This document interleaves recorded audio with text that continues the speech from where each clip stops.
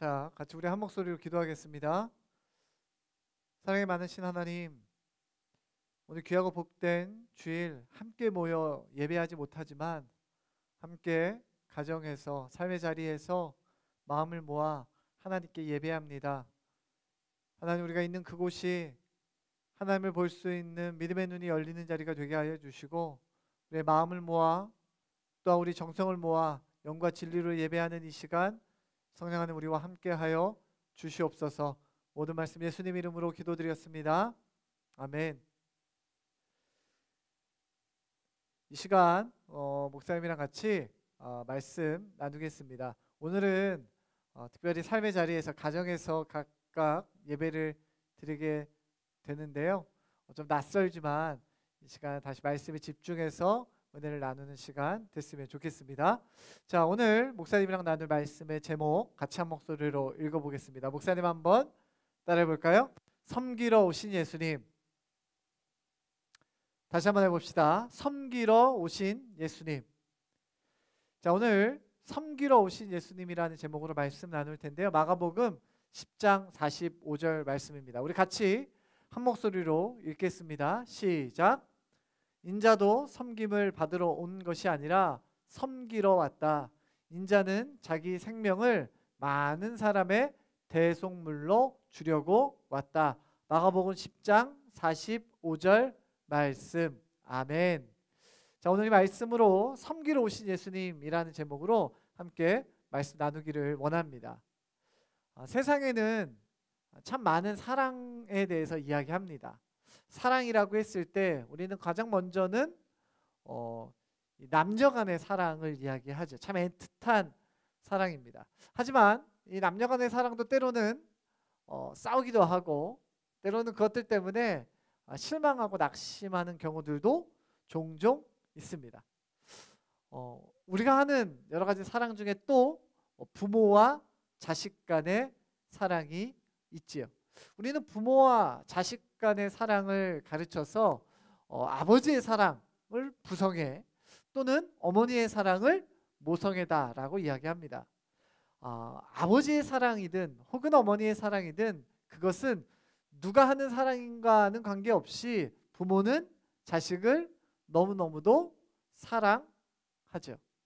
목사님이 사진을 찾다 보니까 이런 사진이 있더라고요. 비가 오는 그날 어떤 날 아버지가 아버지로 보이는 이분이 자기는 비를 홀딱 맞고 있지만 자녀에게는 비를 맞지 않기 위해서 우산을 씌워주는 이러한 아버지와 어머니의 사랑. 아버지와 어머니의 사랑만큼 하나님의 사랑을 잘 설명하는 사랑도 없을 것입니다. 오늘 아버지와 아들의 특별히 부모와 자식의 사랑을 정말 극단적으로 보여주는 뉴스들도 참 많이 나오죠. 안타까운 소식이지만 가끔 뉴스에 물에 빠진 자녀를 구하기 위해서 아버지가 혹은 어머니가 물속으로 뛰어들어 자녀는 살리고 본인은 죽게 되는 안타까운 소식들이 매년 종종 뉴스를 통해 접하게 되죠. 그만큼 부모는 사랑하는 자녀를 살리기 위해서 기꺼이 목숨까지도 내어주는 게 바로 부모의 사랑입니다. 자, 그러면 성경은 우리를 하나님과 우리의 관계를 무엇이라고 이야기하는가? 바로 부모와 자녀다라고 이야기하고 있죠. 사람도 자신의 자녀를 위해서 자신의 목숨까지도 기꺼이 줄 수 있는 것이 부모와 자녀의 사랑이라면 하나님의 사랑도 그와 같다라는 것입니다. 갈라디아서 4장 6절은 그래서 하나님과 우리를 이렇게 정의합니다. 여러분은 하나님의 자녀입니다. 그래서 하나님께서 그 아들의 영을 여러분 마음에 보내주셔서 여러분이 하나님을 아버지, 사랑하는 아버지라 부를 수 있게 하셨습니다. 갈라디아서 4장 6절 말씀. 아멘. 자, 오늘 성경 말씀에 보니까 목사님이 좀 전에 이야기했던 것처럼 하나님과 우리의 관계를 아버지와 자녀의 관계. 우리 여러분은 하나님의 자녀입니다. 우리가 하나님의 자녀이기 때문에 하나님을 무엇이라고 부릅니까? 아버지, 사랑하는 아버지라고 부르게 되죠. 하나님을 아버지라 부르는 저와 여러분에게 어려운 일, 힘든 일, 고통 속에 있는 일이 있을 때 반드시 아버지 되신 하나님께서 우리를 지키고 보호하시죠. 실제로 성경엔 하나님의 자녀된 우리들이 어마어마한 위기와 어려움을 만난 사건을 기록하고 있습니다. 창세기 말씀에 보면 인간이 하나님의 말씀을 거역하여 우리가 하나님과 끊어지는 죄에 대해서 이야기하고 있죠. 죄가 왜 그렇게 무서운 것인가? 목사님, 누구나 다 죄 지으면서 살아가는 거 아닙니까? 라고 이야기하지만 그 죄는 단순한 우리가 누군가에게 잘못하고 용서를 구하는 죄를 넘어서는 우리에게 있어서 심각한 일입니다. 어느 정도 심각하냐? 로마서 5장 12절은 이렇게 기록합니다. 모든 사람이 죄를 지었으므로 사망이 모든 사람에게 이르렀습니다. 로마서 5장 12절 말씀. 아멘. 자, 그 죄는 단순히 누군가에게 잘못했다라는 것이 아니라 얼마나 심각한 것입니까? 사망이라는 것은 무엇이에요? 죽음이죠. 하나님은 사랑하는 자녀인 저와 여러분, 우리 모두가 이제 곧 죄로 인해서 죽게 될 것을 알았습니다. 하나님 앞에서 죽게 된 사람들은 어떻게 됩니까? 영원한 고통 속에서 힘들어 하게 되죠. 하나님은 하나님의 자녀를 너무너무 사랑하셨기 때문에 모든 사람들이 그렇게 죄 아래서 고통당하는 것은, 죄 아래서 사망에 이르게 되는 것, 죽음에 이르게 되는 것을 아버지 되신 하나님은 원치 않으셨어요. 자, 그래서 우리에게 그 죽음 대신 생명을 얻을 수 있는 길을 우리에게 알려주셨죠. 자, 구약 성경에 보면 우리가 우리의 죄를 해결하기 위해서 하나님께서 우리에게 알려주신 것이 있습니다. 그것이 바로 뭐냐면 성경에 나오는 제사예요. 제사는 어떻게 드립니까? 동물을, 소나 양을 선택을 합니다. 그리고 그 양을 죽여서 태우죠. 자, 왜 양이 죽어서 이렇게 불태워져야 했을까요?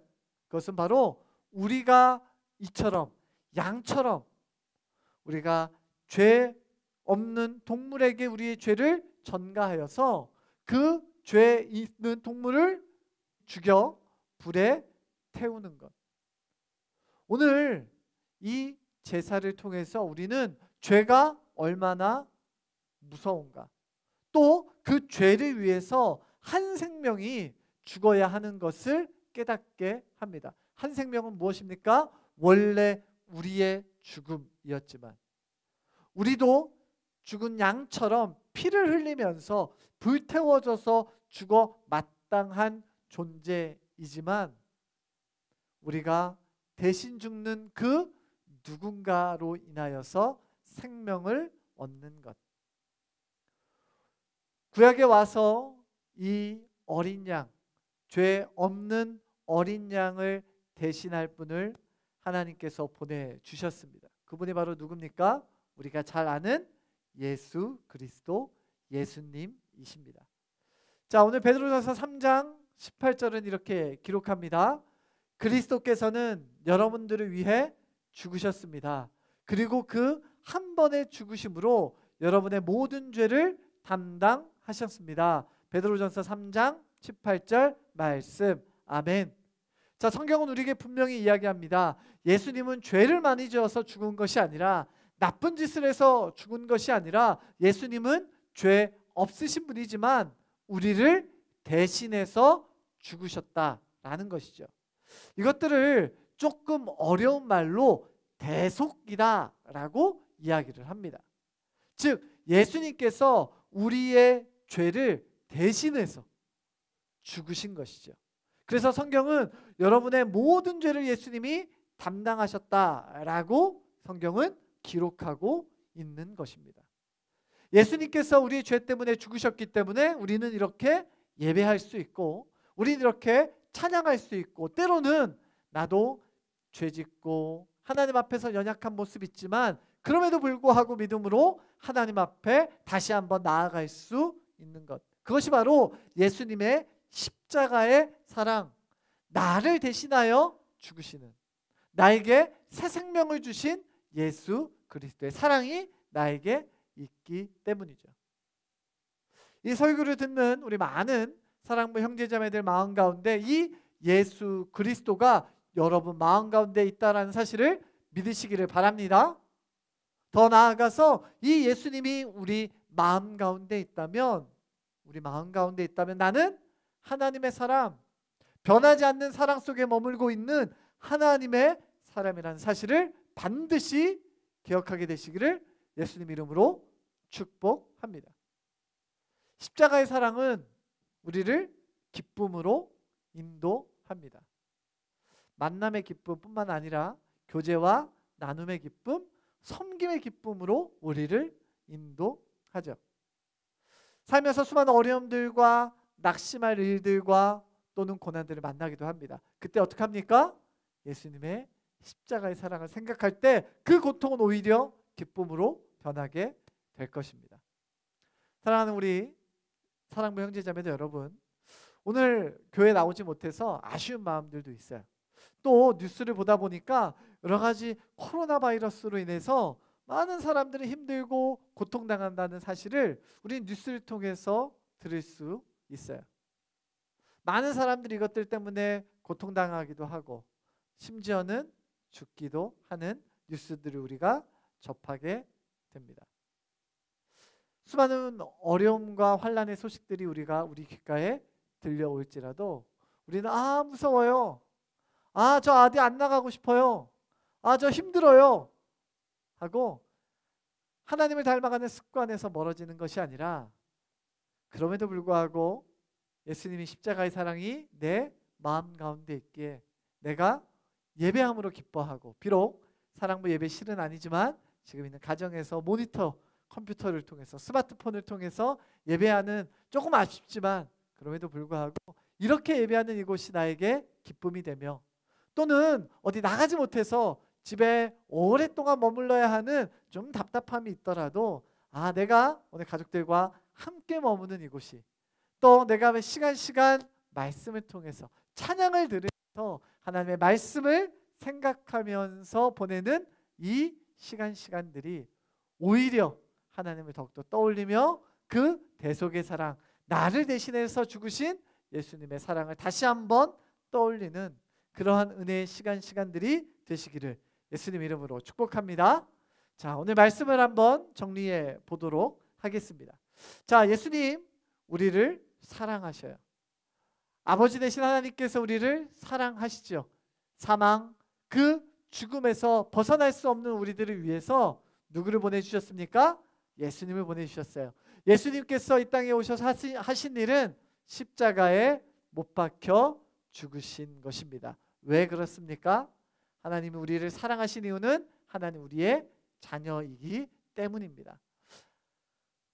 하나님의 자녀인 저와 여러분이 예수님의 십자가의 사랑을 우리 마음 가운데 품는다면 우리는 기뻐할 수 있고 즐거워할 수 있고, 어떠한 어려움과 환난과 위기와 때로는 이 낯섦에서도 하나님의 믿음의 눈으로 바라보게 되고, 그것이 더욱더 기쁨이 되어 하나님과 동행하는 인생의 길 걸어가게 될 줄로 믿습니다. 그러한 삶 사시기를 예수님 이름으로 축복합니다.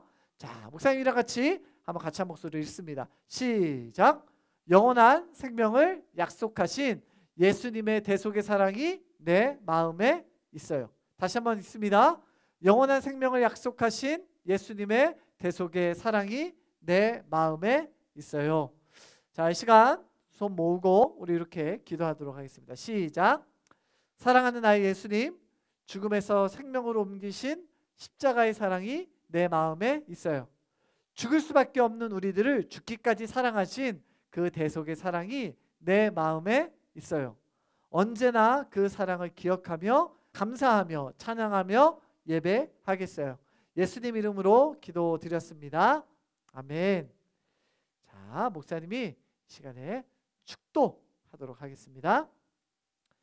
이제는 우리 주 예수 그리스도의 은혜와 하나님의 사랑과 성령님의 교통하심이 위기 가운데 어려움 가운데 말씀의 은혜를 사모하며 주님 바라보며 주님 앞에 엎드린 주의 백성들 머리 위에와 두려운 마음으로 엎드린 주의 백성들 마음 위에 그들의 심령 위에 그들의 가정 위에 지금으로부터 영원토록 함께 있을지어다.